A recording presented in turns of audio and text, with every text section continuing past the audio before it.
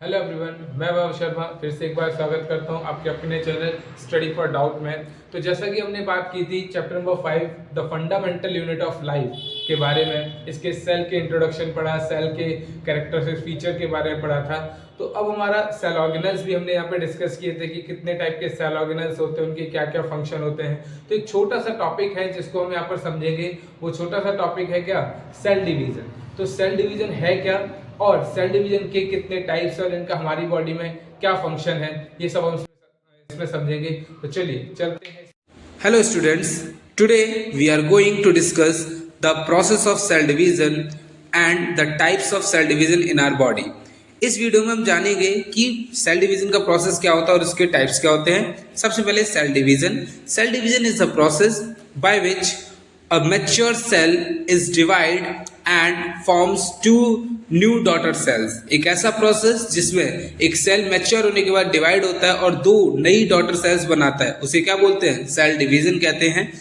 Diagram में आपको दिख रहा होगा कि एक पेरेंट सेल के अंदर क्या होता है? डीएनए होता है जो कि जेनेटिक मटेरियल है। तो डीएनए सबसे पहले अपनी कॉपीज बनाता है जिसे डीएनए रेप्लिकेशन कहते हैं, और उसके बाद सेल डिवाइड होकर दो न्यू डॉटर सेल्स बनाता है। तो इसी को हम क्या बोलते हैं? सेल डिवीजन कहते हैं। Now the types of cell division.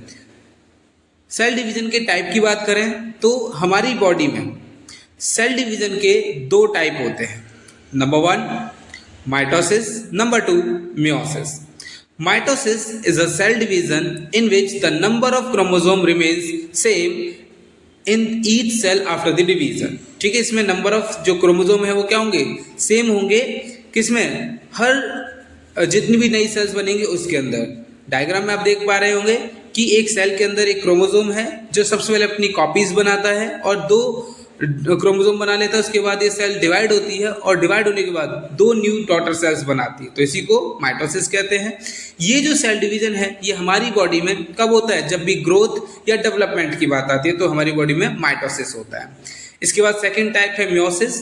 Meiosis is a cell division, type of cell division in which the number of chromosome reduce to half in each cell.